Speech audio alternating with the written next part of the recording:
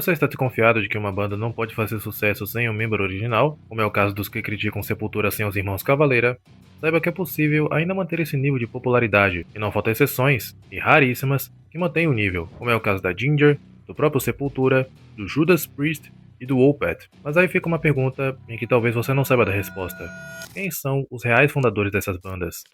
A não ser o Sepultura, já citado, claro. Começando pela banda ucraniana em ascensão, a Ginger, formada em meados de 2008 em Donetsk, com uma formação que deu início ao que seria da banda, sendo os fundadores o guitarrista Dmitry Yoksin e o vocalista Maksim Fatulayev, além de outros músicos em que, sinceramente, eu não vou conseguir dizer por conta da difícil pronúncia, mas vai ficar destacado aqui no vídeo. Com essa formação diferente da tradicional, gravariam o EP de estreia chamado Objects in Mirror Are Closer Than They Appear de 2009. O problema é que, logo após a gravação do EP, a maioria sairia da banda, resultando em uma reescalação a partir de 2009 e 2010, quando a vocalista Tatiana Smailuk e o guitarrista Roman Ibram Khalilov se juntaram. O último integrante remanescente foi o guitarrista Dmitry Yoksin, que saiu em 2015, logo após o lançamento do álbum de estreia da banda, o Cloud Factory do ano anterior. Desde então, passaria por várias mudanças, até se firmar atualmente com a Tatiana, o Roman, o baixista Eugene Abdukhanov e o baterista Vladislav Ulazevic. Pelo menos tem registro da original formação, se quiserem aprofundar como era antigamente, saindo de uma banda em ascensão para uma banda já consolidada.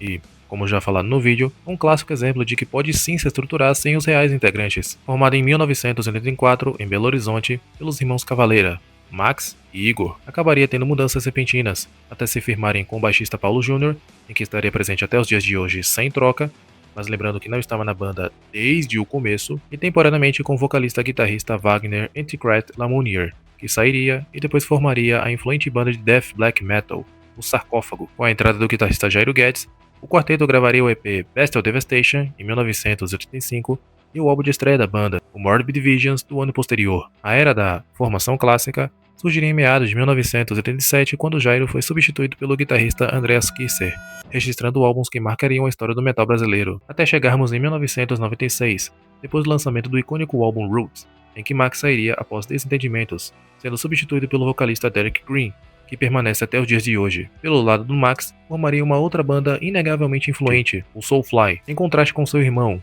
o Igor, que permaneceria na banda por mais uma década até largar as baquetas em 2006, logo após o lançamento do álbum Dante 21. Os irmãos se reconciliariam e criariam o Cavaleira Conspiracy, e que, recentemente, regravariam os trabalhos iniciais do Sepultura, como o EP Bestial Devastation, além dos álbuns Morbid Visions e o Schizophrenia. Ao longo dos anos, o posto de baterista se alternaria entre o Jean Dolabella, Eloy Casagrande, até se firmar atualmente com Grayson Recruitment, evidenciando de vez que não há nenhum membro original mais, sendo motivo de discussões acaloradas entre os ouvintes e fãs mais dedicados da banda, com o reconhecimento estando ligado aos seus fundadores, sendo aquela clássica alfinetada de que, sem Cavaleira, sem Sepultura, dando a ideia de que a alma original deixou rastros, mesmo que o Sepultura lançasse ideias novas e se reinventasse. Atualmente, estão com a turnê de despedida, a Celebrating Life Through Death, e existe, entre aspas, uma tentativa de reconciliação com os irmãos Cavaleira e de se reunirem para um último show, mas é mais provável que o mundo se acabe no mesmo dia em que eles se reunirem, de uma banda influente no Brasil para uma banda influente na Inglaterra,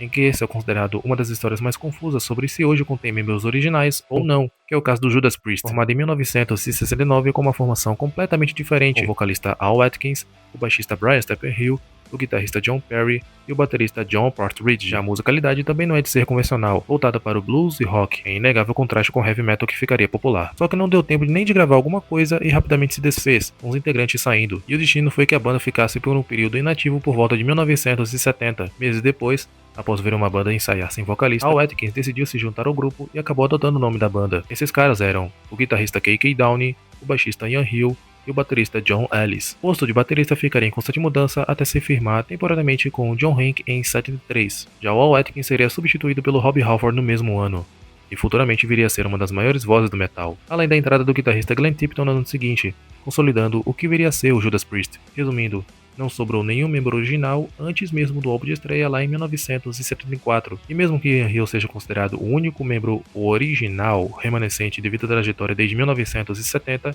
se formos olhar pelas raízes, não sobrou nada do que era antigamente. Realmente, não sobrou nada para o Judas Priest. Por falar de banda que também não sobrou nada, vamos fazer uma última viagem, desta vez para a Suécia, uma das bandas mais influentes envolvendo death e progressivo, o Opeth, formado em 1990 em Estocolmo pelo vocalista David Isberg.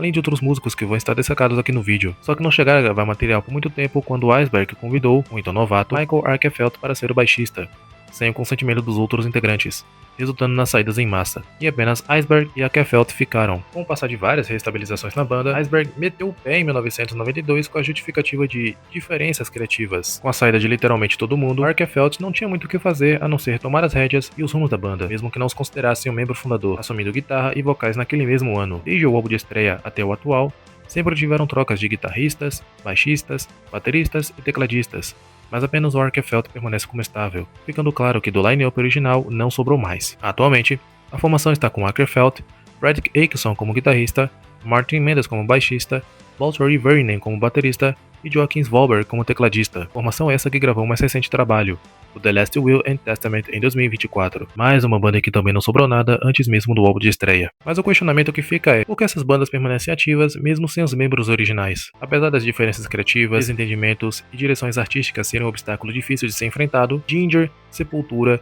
Judas Priest e Opeth se mantêm de pé em constantes buscas por renovações e acolhimento musical, desde os seus subgêneros metal até pelos seus respectivos países, sendo uma bela fonte de influência para bandas futuras. Suas evoluções e o repentino desejo de desafios quando já está consolidado são um dos maiores motivos de se estabelecerem, mesmo sem os membros originais. Mas e aí? Gostou do vídeo? Se lembra de outras bandas que, atualmente, não possuem mais membros originais? Comenta aqui, deixa o like aqui e segue o Vistoria do Rock em todas as redes sociais. Um abraço!